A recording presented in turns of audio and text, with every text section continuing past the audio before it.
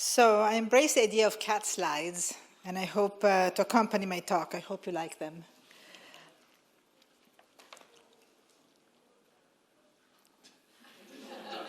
Yeah, so I don't know about you all, but I have been around since the internet arrived in the newsroom, and for us it's been a battle uphill ever since. See, she's looking up. In the beginning, we were seen as the nuts fixated with doing things differently. This cat has two different colored eyes. That's why I chose this one. Wanting to communicate with readers. I mean, that's a crazy idea, right, in a legacy newsroom? And I've chosen this cat because he seems very communicative to me.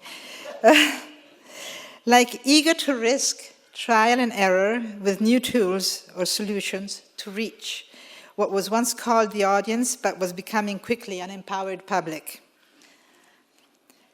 Like in love with crazy ideas, like sharing knowledge and innovation and working in teams, not necessarily made up by journalists, teams of creative and tech-oriented people, like this little cat. Then eventually the internet was in everyone's life, so it turned out that what we were saying in the newsroom wasn't so far-fetched, and that was annoying too. In the meantime, the internet quickly evolved, grew larger than physical continents, and couldn't be dismissed any longer. It conquered center stage in the news. It's a world of cats on social media. But unfortunately, the newsrooms stayed the same and covered the digital transformation like a piece of news in the legacy way. Oh, look, everything is being transformed, said the headlines, but they themselves resisted transformation and became legacy media. So the crisis of legacy media in the digital era was obviously hitting newsrooms like a tsunami, but they refused to look up. I wanted to put a look up picture of the movie, but it's copyrighted, so. Inevitably, the crisis arrived, like in every sector that didn't evolve to survive and thrive in the digital scenario. Annoyed by the crisis hitting their salaries and jobs, they started blaming the internet.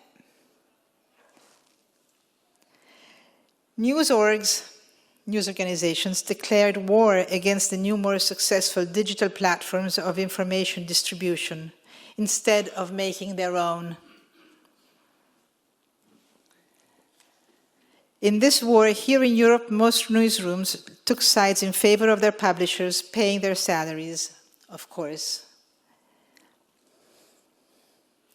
And this made newsrooms less the place on the side of the public and more of a place of entrenchment. Us against them. Trying to get the newsroom to reply to readers' complaints or apologize for errors was an uphill task. Those annoying readers, they don't know what it's like here. It was a battlefield trying to cover up errors that were inevitable due to cuts in resources and rushed publishing with no time for fact-checking, which should be the core business of the journalist. And where did the readers go? On social media. They once complained about legacy media, now they complain about social media as well, but that's where they do it. We lost them. Trying to chase them by landing on social media ourselves is another huge challenge. Most legacy newsrooms are struggling, trying to figure out if it makes sense to chase views, for example, on Facebook, which has turned out to be an inhospitable place for journalism. Losing touch with the public, what is the future of newsrooms?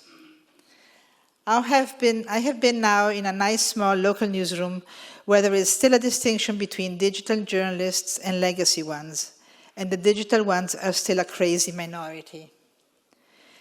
At this point, it's a live or die situation. The task is to bring digital transformation in the newsroom so that it may live. But resistance is still in place. Is it too late? That's a cat resisting, by the way.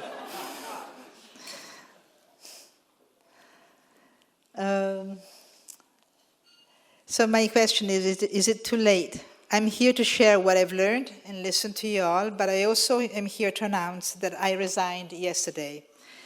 So even more so, for me, this will be a very special Newsgeist edition.